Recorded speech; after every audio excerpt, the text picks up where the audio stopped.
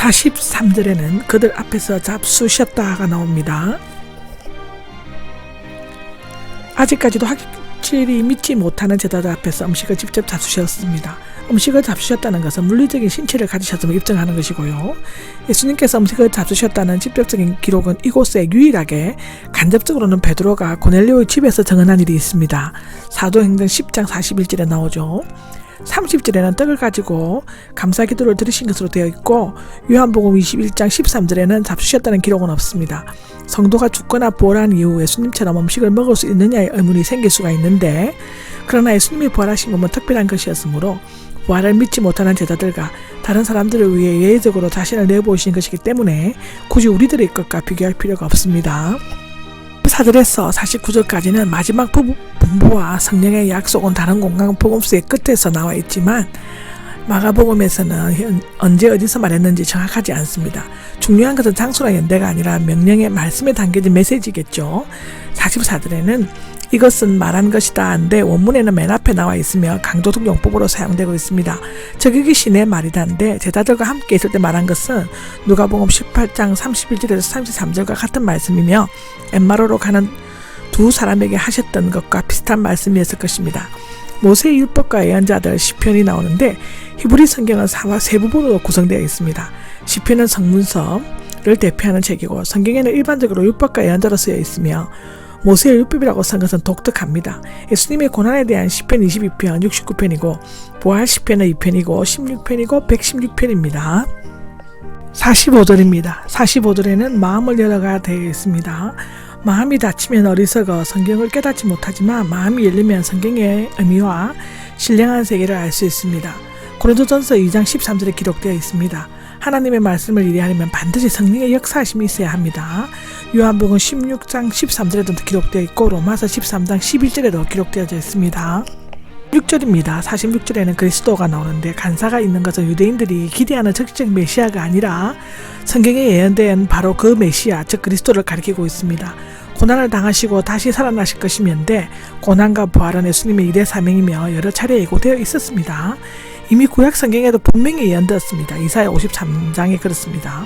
유대인들은 고난받지 않는 영광의 메시아만을 생각하였습니다. 그러나 십자가의 고난 없이는 부활의 영광이 있을 수 없다고 우리는 너무나 잘 알고 있습니다.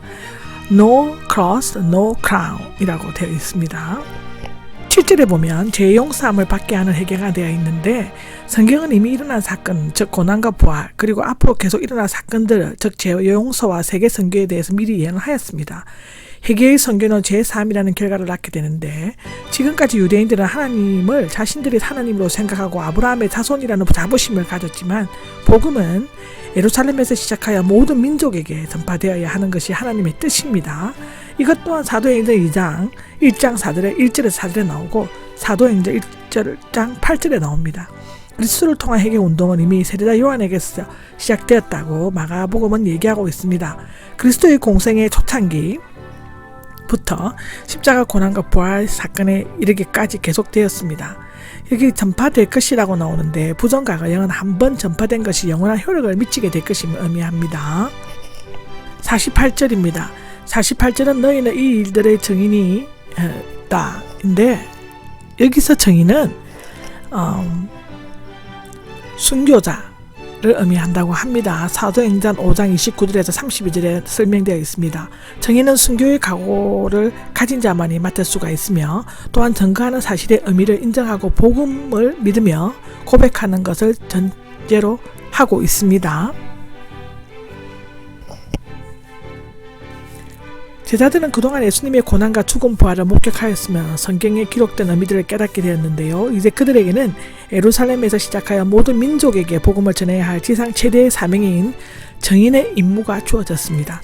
이 임무는 사도행전에서 본격적으로 설명드리겠습니다. 49절에는 내 아버지께서 약속하신 것이 되는데 성령임에 틀림없다는데 성령을 주시라는 것은 이미 구약 때부터 약속되었습니다. 세례자 요한이 언급했다고 누가복음 3장 16절에 나오는데 예수님께서는 친히 말씀하셨습니다. 그리고 마지막 성전을 앞두고 이 약속을 다시금 다짐하셨죠. 높은 곳에서 오는 능력인데 무엇보다도 정의는 높은 곳, 즉 하늘로부터 오는 능력을 힘입어 활동해야만 합니다. 성령은 옷 입은 것에 비유되는데 욥기 29장, 시편 132장, 로마서 13장에 나옵니다. 성령을 받지 않는 성도는 벌거벗은 것과 같다. 그들은 이 능력을 마가의 다락방에서 받을 때까지 예루살렘을 떠나지 말고 기다려야 한다라고 사도행전 1장 4절에는 얘기하고 있습니다. 이제 마지막 누가복음의 마지막입니다. 50절에서 53절까지의 얘기는 예수님께서 성취하신 것에 대해서 마가복음 16장 19절, 누가복음 24장 50절에서 51절, 사도행전 1장 9절에서 11절에 기록되어 있습니다. 마가에는 장소와 시일 등의 언급이 없지만 본서에는 장소 베다니가, 사도행전의 날짜 부활 후 40일, 사도행전 1장 3절에 밝혀져 있습니다.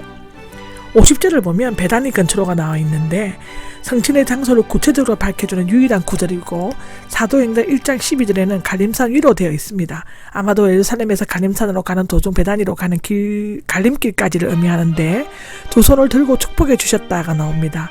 이제 복음 전파의 사명을 감당할 때 제자들을 위해 높은 곳에서 오는 능력을 입을 때까지 힘을 얻게 해달라고 축도하셨을 것입니다. 아멘. 51절입니다. 그들을 떠나 하늘로 올리우셨다. 하늘로 올리우셨다는 구절이 있는 사본등과 없는 사본등이 있다고 합니다. 있는 사본은 건의가 있고 또 많다고 하는데, 이 구절은 없다고 해도 그들을 떠나가셨다는 표현은 성취를 의미한다고 해도 무방합니다. 예수님의 성천 기사는 누가복음 마지막 장과 사도행전 첫 장에만 언급되고 있다고 하고요. 육신의 몸으로 하늘 올라오신 한 예수님은 지금 영으로 모든 성도와 함께 하신다고 마태복음 28장 20절에는 되어 있습니다. 52절입니다. 52절에는 경배하고가 나오는데 D사본에는 없지만 대부분의 건의사본에는 있다고 합니다.